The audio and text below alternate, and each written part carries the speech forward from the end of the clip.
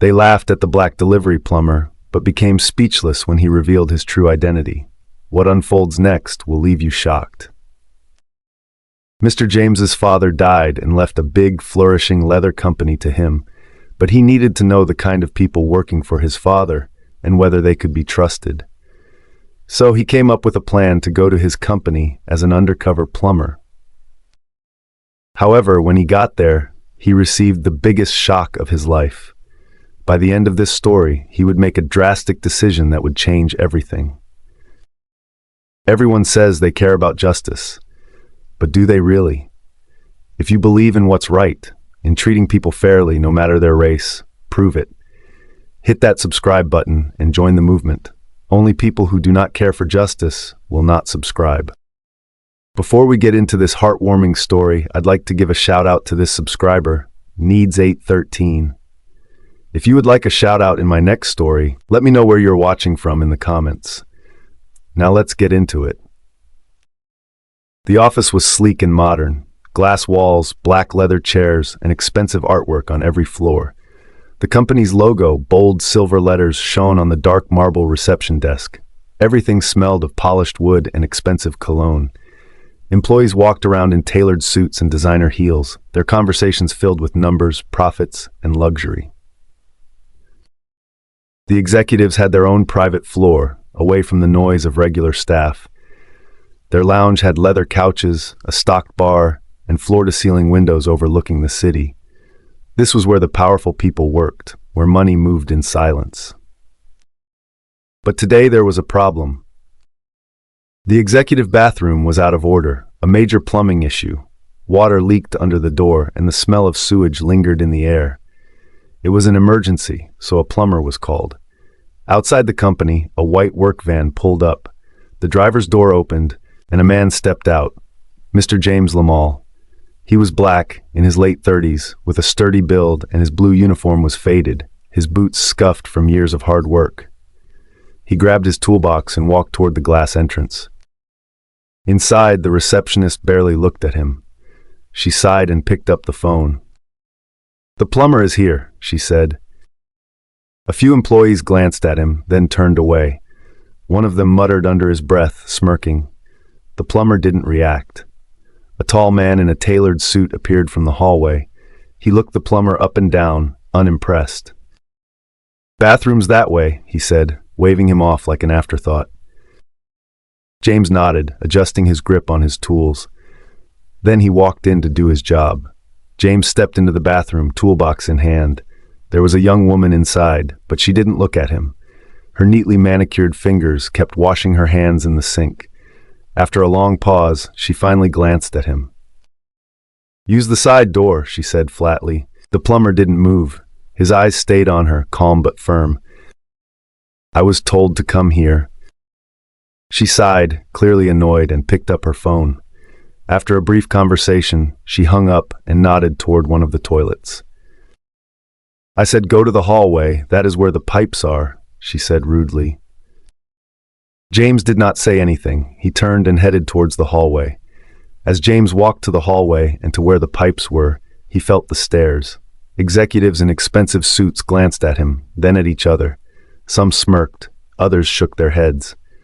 Near the lounge, a man in a navy blue suit chuckled loudly. "Why do black people love doing menial jobs?" he asked no one in particular. Many years after their independence, they still clean toilets and do dirty jobs. Laughter followed. Another executive whispered something, making the others grin. The plumber didn't react. He had heard worse. He tightened his grip on his toolbox and kept walking. A younger executive, sipping a cappuccino, leaned toward his coworker. "Bet he doesn't even have a high school diploma," he mocked. The plumber reached the bathroom and set down his tools. The problem was worse than expected. The pipes were old, corroded, and leaking fast. He rolled up his sleeves. His hands moved with skill, tightening, adjusting, fixing. Behind him, the men kept laughing. He didn't care. He just did his job. The plumber worked in silence. His hands moved with precision, adjusting the broken pipes. The problem was bad, but nothing he couldn't handle. Footsteps echoed down the hallway. The head of operations, a tall man in his mid-50s, strolled past with his assistant. His suit was crisp, his shoes polished. He barely glanced at the plumber before smirking. "There is not enough money in the world that would make me fix someone else's toilet," he said casually. "It's a good thing black folks do it so well."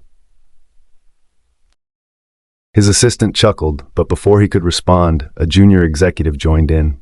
He was younger, maybe in his early 30s, sipping coffee and grinning. "At least they're useful after all," he said.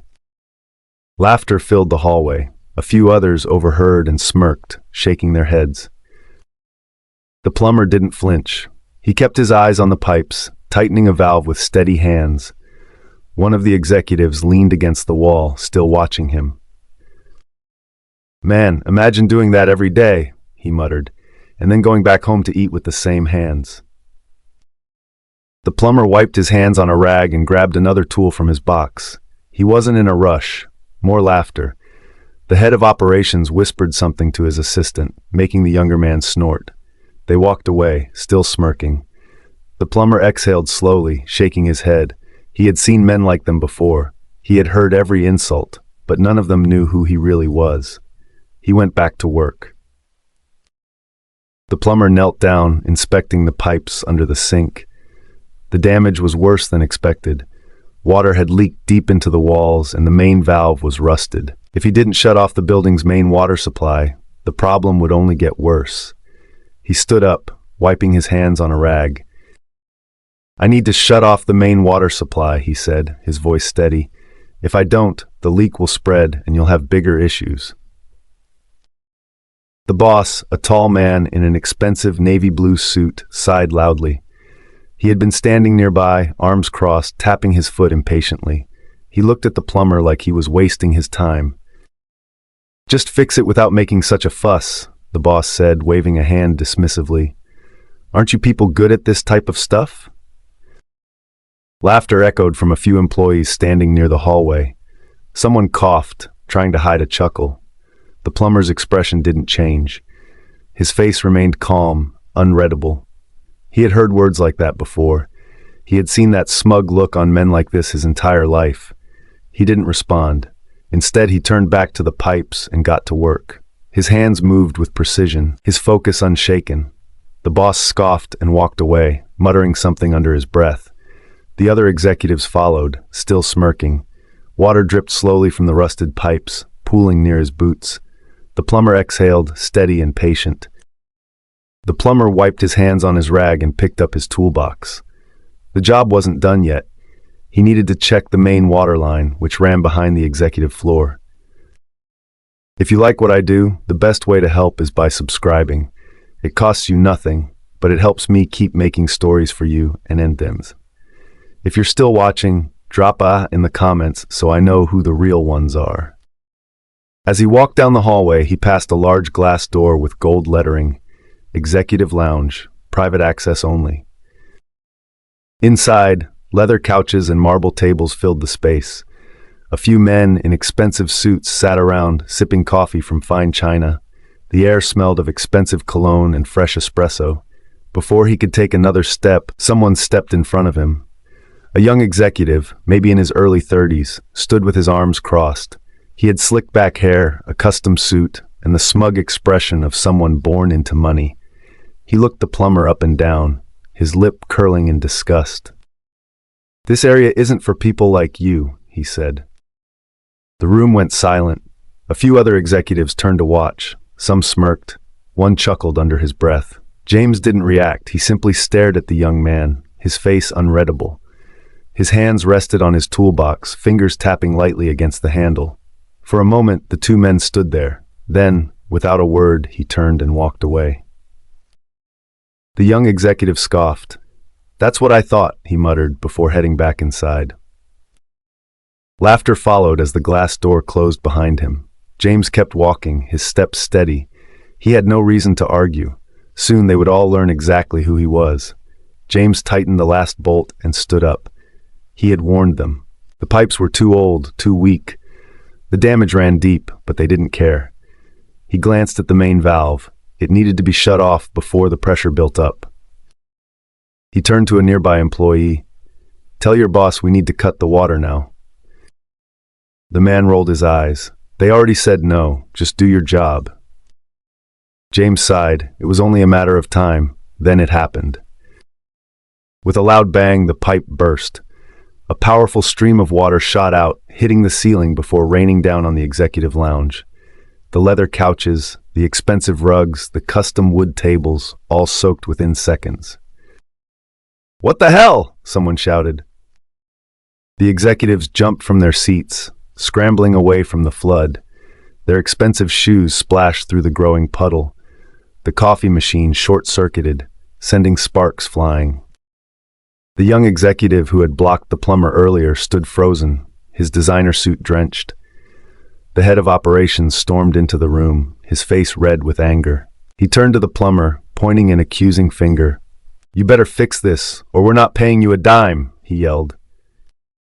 James, standing dry near the entrance, stayed calm. He wiped his hands on his rag and slowly set down his toolbox. "Now you want me to do my job?" he asked, his voice even. The head of operations clenched his fists, breathing heavily. The other executives looked between them, waiting. James exhaled. Then he reached for his phone. It was time to make a call. "Yeah, it's time," he said simply, then hung up. He stood still, his expression calm. The room smelled of drain water and panic. Executives muttered under their breath, some trying to salvage their expensive belongings. No one paid much attention at first. They were too busy shouting, blaming each other, blaming him. The head of operations paced back and forth, his hands in his hair. Then outside the glass windows, the first car pulled up, a sleek black Rolls-Royce, then another, a silver Bentley, then a third, a dark blue Mercedes with tinted windows. The receptionist was the first to notice. She frowned, adjusting her headset as she stared at the line of luxury cars pulling into the private parking area. The executives turned, their conversation cut short. The car doors opened. Men and women in sharp suits stepped out. Their presence was powerful, their movements deliberate. These weren't just regular business people. These were the kind of people who owned things, and they were walking straight toward the building. The receptionist scrambled to stand up. Can I help you?" she stammered. One of the men barely glanced at her. Instead, he nodded at the plumber. "Good to see you," the man said. Another high-profile guest shook his hand. The executives froze, their faces twisted in confusion. The head of operations stepped forward, eyes darting between the plumber and the powerful figures entering the room. What is this?" he asked, voice unsteady. James simply folded his arms and looked at him. "You'll see. This isn't just one story. This happens every single day to people who don't have a voice. If you don't subscribe and share, how many more people will go unheard? The more comments, the more people see this.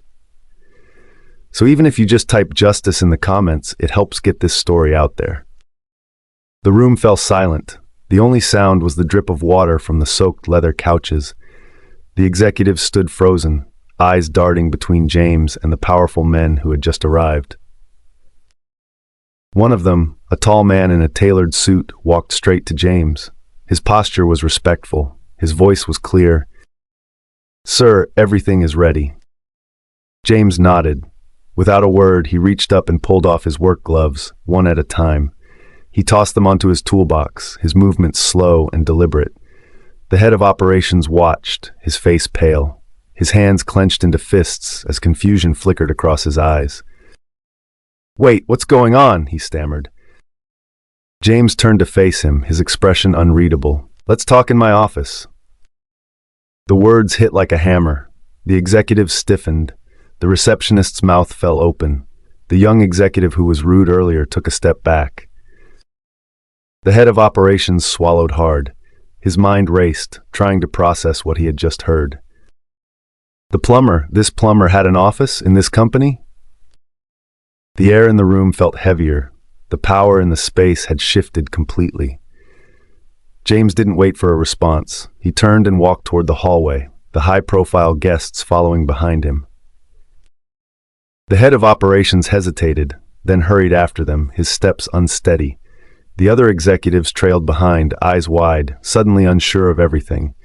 James walked with purpose, his back straight, his expression calm. They had mocked him, but now they were walking into his office. The group entered the largest office on the executive floor. The room was elegant, dark wood desk, floor-to-ceiling windows, leather furniture that hadn't been ruined by water. James walked in first, calm and confident. He stepped behind the massive desk and took a seat. His movements were slow, controlled. The executives hesitated near the door. They looked at each other, confused. The head of operations finally spoke, his voice uneven. "Whose office is this?" James leaned back in the chair, resting his hands on the armrests. He studied the faces in front of him before answering. "Mine." The receptionist gasped. The young executive's smirk vanished. The head of operations went completely still. "You own the company?" one of the executives finally asked, voice barely above a whisper. James nodded. "My father built this company from nothing. I took over after he passed." The weight of his words sank in. The same man they mocked, the man they laughed at, was their CEO. The head of operations, sweating now, forced a weak chuckle. "This is a misunderstanding," he said quickly. "We didn't know." He swallowed hard. He had spent all morning mocking his own employer. The others shifted uncomfortably, their arrogance gone. The power in the room belonged to James now, and he wasn't finished yet. The plumber, no, the CEO, let the silence hang in the air. The executives stood stiff, their faces pale. The head of operations' hands trembled at his sides. James finally spoke. His voice was calm, but firm. "You're all fired." Gasps filled the room. They all flinched. "What?" they stammered. James' eyes swept across the group. He pointed at 3 executives, the loudest ones, the ones who mocked him the most. "I don't need people like you in my company," he said. "Clean out your offices by the end of the day." One of the men staggered back, his mouth opening and closing like a fish out of water. "But sir, please," another begged. James didn't blink. The men looked at the head of operations, expecting him to fix it. But he was too stunned to speak. "If this happened to you or someone you love, wouldn't you want the world to care? Then don't scroll past. Subscribe now, and make sure no one else suffers in silence." About an hour later, James walked back through the office, but this time he didn't wear his work uniform. Now he wore a sharp, custom suit. The dark fabric fit him perfectly, the polished shoes silent against the marble floors. He no longer carried a toolbox, just a presence that commanded respect. The office had gone quiet. No more laughter, no more whispers. Employees who had mocked him earlier now stared at the floor. The executives, still in shock, sat stiffly in their chairs. The fired men had already packed their things, walking toward the elevators in silence. James didn't say a word. He didn't need to. As he reached the lobby, the receptionist, who had barely looked at him before, scrambled to stand up. Her face was pale. Her hands trembled slightly. "Have a nice day, sir," she stammered. James paused for a brief second, looking at her. Then he gave a small nod and walked outside. The sun was bright, reflecting off the glass windows of the towering building. In the private parking lot, a sleek black Rolls-Royce waited. A chauffeur opened the door. James stepped inside, settling into the leather seat. As the Rolls-Royce pulls away, leaving them all behind, James thought of how he had come in as a plumber, but left as the man who owned it all. Too often, people judge others by their job, their clothes, or their race. They assume that wealth or status makes them better. But respect should never be based on position. It should be given to everyone. Whether someone is a CEO or a janitor, a business owner or a plumber, black or white, they deserve the same basic dignity. You never know who someone truly is, what they've built, or where they're going. Humility is powerful. Arrogance is dangerous.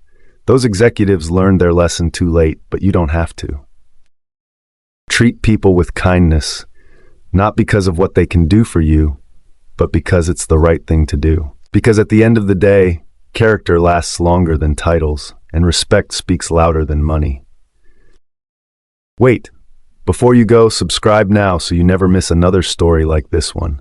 You just watched another example of racial profiling. Are you just going to scroll past, or will you subscribe and stand with us in exposing these injustices? See you in the next one.